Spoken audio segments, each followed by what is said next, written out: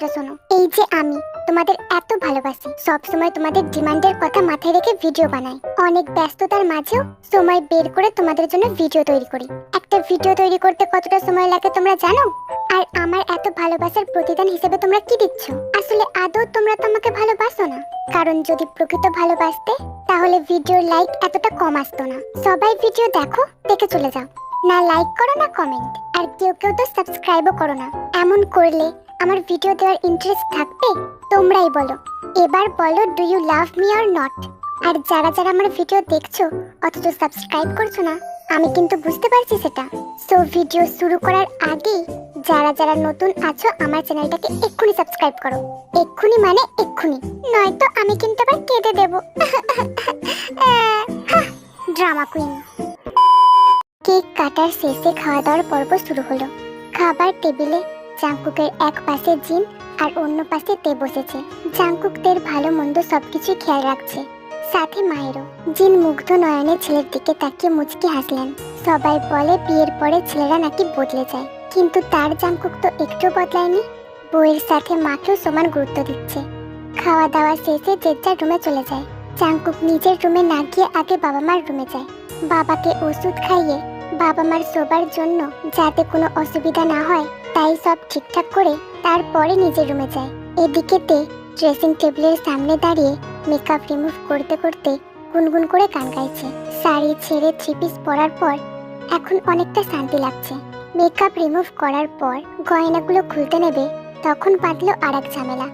একে একে চুড়ি, কানের দুল, সীতাহার সব খুলে রেখেছে, কিন্তু জিনের দেওয়া চোখার হারটা খুলতে পারছে না। বার কয়েক চেষ্টা করেও সেটা খুলতে না পেরে তে হতাশ হয়। এই চোখার পরে তো আর ঘুমানো যাবে না। ঠিক এমন সময় জাংকুক রুমের মধ্যে প্রবেশ করলো। গলা ঝাঁকারি দিয়ে নিজের উপস্থিতি জানান দিল। তারপর দরজায় হাতে করে ঠকঠক করে আওয়াজ করলো। তে পিছন ঘুরে তাকিয়ে দেখলো জাংকুক এসেছে। লোকটা কি অনুমতি চাইছে? এত ভদ্র কেন মানুষটা? তে ধীর স্বরে বলল, আসুন। দরজা ঠেলে ভিতরে প্রবেশ করলো জাংকুক। তের দিকে তাকিয়ে ভুরুকুচকে বলল, এখনো ঘুমাওনি কেন? এই তো যাচ্ছি। জাংকুক হেঁটে গিয়ে এক কোণে থাকা নিজের ট্রলির কাছে গেল। ড্রেস বের করে ওয়াশরুমের দিকে যেতে নিয়ে বলল, আমি লম্বা শাওয়ার নেব, বের হতে দেরি হবে, এর মাঝে তুমি ঘুমিয়ে পড়ো, আমি থাকলে তোমার আবার অস্বস্তি বোধ হবে। তের হাত তখনও খাড়ে চোখারটার উপর। এটা না খুললে তে শান্তিতে কিছুতে ঘুমাতে পারবে না, কিন্তু ওর দ্বারা খোলা তো সম্ভব না। জাংকুককে কি সাহায্য করতে বলবে?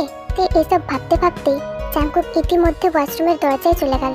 তে আকস্মিক পিছু ডেকে বলল, স্যার। জাংকুক অবাক হলো কিছুটা, মেয়েটা তাকে ডাকছে। ভুরুকুচকে পিছন ফিরে তাকালো। কোনো সমস্যা? আসলে এটা খুলতে পারছি না।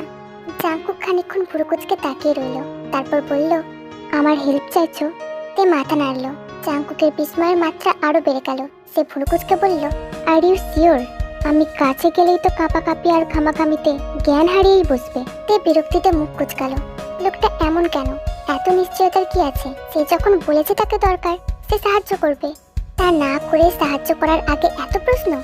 লোকটা কি বুঝতে পারছে না তার এই ভদ্রতা দেখে প্রেমের সাগরে ডুবিয়ে মারছে? বিরক্তি ভরা মুখে হ্যাঁ সূচক মাথা নাড়লো তে। জাংকুক ধীর পায়ে তের পিছনে এসে দাঁড়ালো। আলতো হাতে চোখারের চেন খোলার চেষ্টা করলো। ঘাড়ে হালকা স্পর্শও লাগলো। জাংকুকের গায়ের ভারী পারফিউমের ঘ্রাণটা নাকে এসে বাড়ি খেল তের।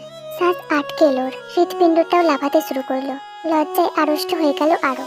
নেত্র পল্লব আস্তে আস্তে অসাড় হয়ে আসছে, আর চোখে থেকে পরক করে ঠোঁট চেপে হাসলো জাংকুক। মেয়েটার স্বভাব সম্পর্কে তার অজানা নয়, লজ্জায় অসাড় হয়ে পড়বে এই জন্যই বারবার প্রশ্ন করেছিল। মেয়েটা কি ভেবে সাই জানিয়েছিল কে জানে। চোখারটা খুলেই জাংকুক দ্রুত দূরে সরে দাঁড়ালো। তে আটকে রাখা শ্বাসটা ছাড়লো এতক্ষণে। জীবনে একটা প্রেম করলে ভালো হতো, অন্তত কোনো পুরুষের সান্নিধ্যে গেলে এতটা অস্বস্তি বোধ হতো না। জীবনের প্রথম পুরুষ বলেই এতটা লজ্জা, এতটা ভয়, এতটা আড়ষ্টতা। জাংকুকদের গলার দিকে তাকিয়ে দেখলো রক্ত জমে কেমন কালচেটা দাগ পড়ে গেছে। এরপর জাংকুক গম্ভীর মুখ করে বলল, এত আট করে চোখাটা পড়ার কি দরকার? দেখো কেমন লাল হয়ে গেছে। তে আয়নার দিকে তাকিয়ে দেখে বলল, সকাল অবধি সেরে যাবে। তোমরা মেয়েরা খুশি মনে বাড়তি ঝামেলা কাটে নাও। এটা বোঝার চেষ্টা করো না যে সৌন্দর্য দেখানোর চেয়ে নিজের স্বস্তিটা বেশি দরকার। অস্বস্তিতে যে সৌন্দর্য লুকিয়ে থাকে সেই সৌন্দর্যের দরকার নেই। বেমানান লাগবে বলে চশমা পরনি, এখন হেডেক হচ্ছে, এখন ভালো লাগছে? ফাজিল মেয়ে। নেক্সট টাইম এমন গেট আপ নেবে যেটা তোমায় স্বস্তি দেয়। জাংকুকের কথাইতে প্রসন্ন হেসে বলল, আচ্ছা। সেই হাসিতে বোধহয় চুরমার হয়ে গেল জাংকুক। নিমেষেই রাগ সরে গিয়ে শান্ত হয়ে গেল সে। এখন ঘুমিয়ে পড়ো বলেই ওয়াশরুমে চলে গেল জাংকুক। জাংকুকের যাওয়ার দিকে তাকিয়ে ভাবতে লাগলো, স্যার কি আজ এই রুমেই থাকবে? বিয়ের দিন 10 পেরিয়ে গেলেও এখনো একসাথে থাকা হয়নি তাদের। এটাই একসাথে তাদের ফার্স্ট নাইট। ফার্স্ট নাইট কথাটা মাথায় আসতেই চমকালোতে লজ্জায় গাল দুটো লাল হয়ে গেল। প্রথম রাত সম্পর্কে কত কিনা শুনেছে সে, বেশ কিছু ধারণাও আছে। সেই ধারণাগুলো যদি আজ সত্যি হয়ে যায়, বলে না শূন্য মনে শয়তানের কারখানা। তাই এসব ঘটা করে ভাবতে বসলে কত এলোমেলো খেয়াল আসে মনে। ছাদের কর্নিসে দৃষ্টি রেখে শুয়ে শুয়ে এইসব কথাই ভাবছে তে। ভাবনায় বশবর্তী হয়ে দুই গাল লাল হয়ে যাচ্ছে। তে তার ভাবনার জগৎ থেকে বেরিয়ে এলো ওয়াশরুমের দরজা খোলার শব্দে। তে তাড়াতাড়ি চোখ বন্ধ করে ফেললো। জাংকুক রুমে এসে কাঁথা মুড়ি দিয়ে শুয়ে থাকা থেকে পরখ করে দেখলো তের চোখের পাতা নড়ছে। মেয়েটা ঘুমায়নি। তে হালকা করে চোখ খুলে এক পলক তাকালো জাংকুকের দিকে। সদ্য শাওয়ার নিয়ে এসেছে, চুল বেয়ে জল পড়ছে। হাতে একটা সাদা টাওয়াল, সাদা ট্রাউজার আর নেভি ব্লু হালকা টি শার্ট পরেছে জাংকুক। এতেই কি আকর্ষণীয় লাগছে লোকটাকে। তে দ্রুত চোখ বন্ধ করে নিল। চুলগুলো হালকা মুছে বিছানায় বসলো জাংকুক। তে কেঁপে উঠলো। তের মনের এইসব ধারণাকে ভুল প্রমাণ করে দিয়ে জাংকুক তের মাথায় স্পর্শ করলো। সেই স্পর্শে না ছিল কোনো ঘোর, না ছিল কোনো লালসা। যা ছিল তা আলতো যত্ন ভাব আর স্বচ্ছ কোমলতা। এই স্পর্শটা ঠিক বিয়ের দিনের স্পর্শের মতোই ছিল। জাংকুক তের ঝরঝরে লালচে চুলগুলোতে হাত ডুবিয়ে দিয়ে বলল, আমি বিলি কেটে দিচ্ছি, এবার ঘুমাও। রাত 2টো বাজে, কাল সকালে তাড়াতাড়ি উঠতে হবে। এখন ঘুমালে হেডেকটাও চলে যাবে। কিছুক্ষণ থেমে আবারও বলল, অস্বস্তি বোধ থেকে বের হও, বিছানায় শোবো না আমি। তুমি ঘুমালেই আমি উঠে যাব। এখন চুপচাপ ঘুমাও। তে মনে মনে বলল, আপনার ভালো হবে না দেখবেন। সাঁতারটাও জানি না, তবু আমাকে সাগরে নামিয়ে দিলেন। এখন মাথায় হাত না বোলালে কি হতো? আপনার এই যত্ন আমার পাথর সম মনটাকে বরফের মতো গলাতে শুরু করেছে। আপনি কি টের পাচ্ছেন? তে আবারও চোখ খুলল। তৎক্ষণাৎ এক জোড়া চোখের মনিতে গিয়ে ওর দৃষ্টি আটকালো। হৃৎপিণ্ড লাফিয়ে উঠল ওর। এই দৃষ্টিতে বেশিক্ষণ দৃষ্টি আটকে রাখা যায় না। তে আবারও চোখ বন্ধ করলো। নিজের লাজুক চেহারা লুকানোর জন্য কাঁথা টেনে মুখ ঢাকলো। জাংকুকের দৃষ্টির আড়াল হতেই সেও নিঃশব্দে হেসে দিল। সেই হাসিটাই মিশে আছে নবপ্রেমের অনুভূতি। ঘড়ির কাঁটায় সকাল 9টা বেজে 5 মিনিট। বিছানার পাশে জানালার পর্দা ভেদ করে এক ফালি উষ্ণ রোদ এসে পড়ল তের চোখে মুখে। ফলে তের ঘুম ভেঙে গেল। রাতে জাংকুকের আলতো স্পর্শের মাঝে কখন যে ঘুমিয়ে পড়েছে টেরই পায়নি সে। জাংকুকের কথা মাথায় আসতেই চোখ খুলে তাকালো তে। আলোটা চোখে লাগায় তাকাতে সমস্যা হচ্ছে, তাই তে হাত বাড়িয়ে বিছানায় জাংকুকে খোঁজার চেষ্টা করলো। জাংকুক ট্রলিতে কাপড় ভাঁজ করছে। নাস্তা করে বেরোবে সে। তার ঘুম ভেঙে গেছে অনেকক্ষণ আগে, অথচ এদিকে এত বেলা হয়েছে মেয়েটার ঘুম ভাঙার নামই নেই। তের নড়চড় দেখে জাংকুক এবার স্বস্তির নিঃশ্বাস ফেললো। কিছু হাতটাতে দেখে ভুরু কুচকালো।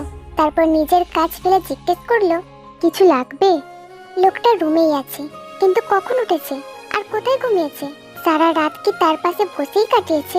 কত শত প্রশ্ন উকি দিল তের মনে। জাংকুক প্রথমে জানালার সরে যাওয়া পর্দা টেনে রোদ্দুর আড়াল করলো।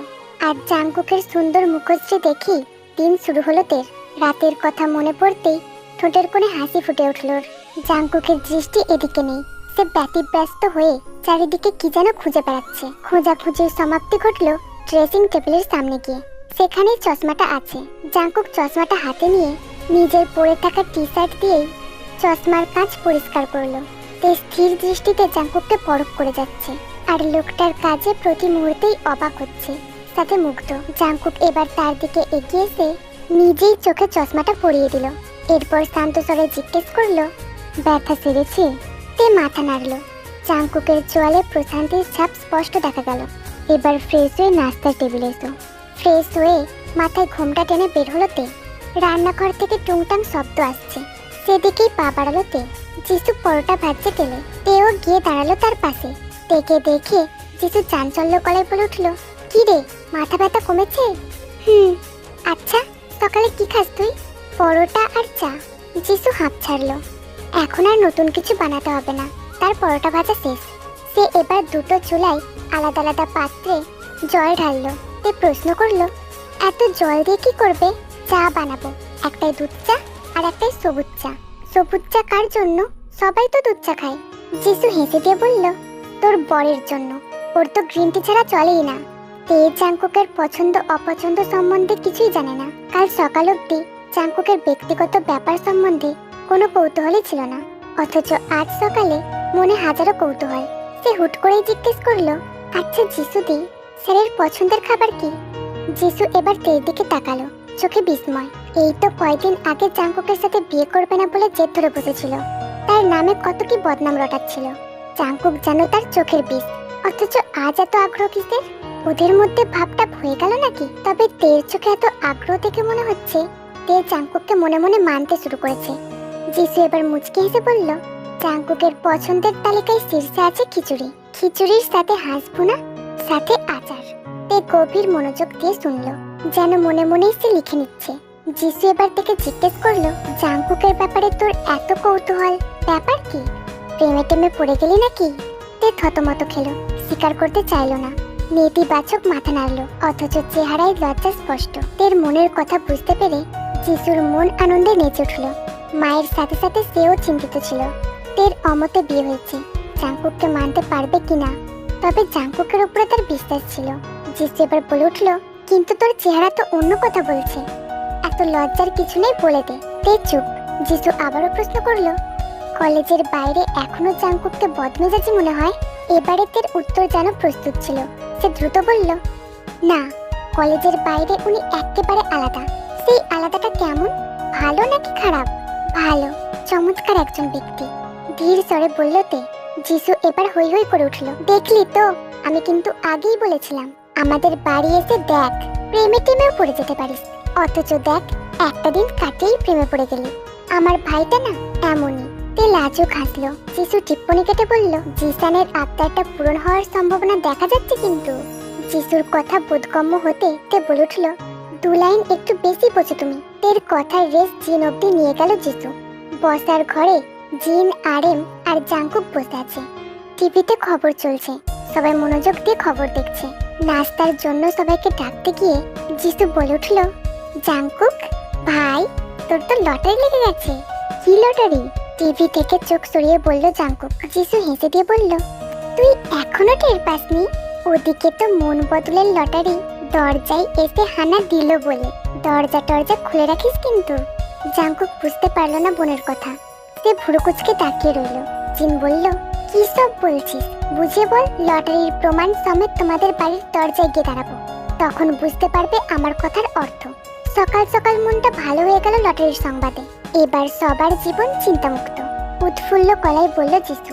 ডাইনিং টেবিলে বসে তে আড়ষ্ট হয়ে বসে রইল। যিশুদিকে বলাটা ঠিক হয়নি। এখন স্যার যদি যিশুদের কথা বুঝতে পারে, তাহলে তো আমি লজ্জায় মরেই যাব। সকালের নাস্তা শেষ করে তে শাশুড়ি আর যিশুর সাথে বসার ঘরে বসে গল্প করছে। যিশুর হাজবেন্ড একটু বাইরে বেরিয়েছে, জাংকুক এখন রুমে। ওদের কথার মাঝে হঠাৎ রুম থেকে আওয়াজ এলো, তে একটু এদিকে এসো তো। গল্পে ব্যাঘাত ঘটলো তাদের। 3 নারী কথা থামিয়ে নীরব রইল কিছুক্ষণ। তে বিব্রত বোধ করলো। সবার সামনে এভাবে ডাকার কি দরকার ছিল? যিশু হেসে উঠল নিঃশব্দে। জিন বলল, যা তে, দেখে আয়। অস্বস্তি ভঙ্গিতে উঠে দাঁড়ালো তে। এরপর রুমের দিকে পা বাড়ালো। তের যাওয়ার পানে তাকিয়ে যিশু বলল, মা, আর ছেলে বউকে নিয়ে তুমি চিন্তা করো না। ওরা নিজেদের সম্পর্কটাকে নিয়ে ভাবতে শুরু করেছে। জিনের চেহারা আকস্মিক আনন্দে ভরে উঠল। ছেলের বিয়ে দিয়েও তার চিন্তার শেষ ছিল না।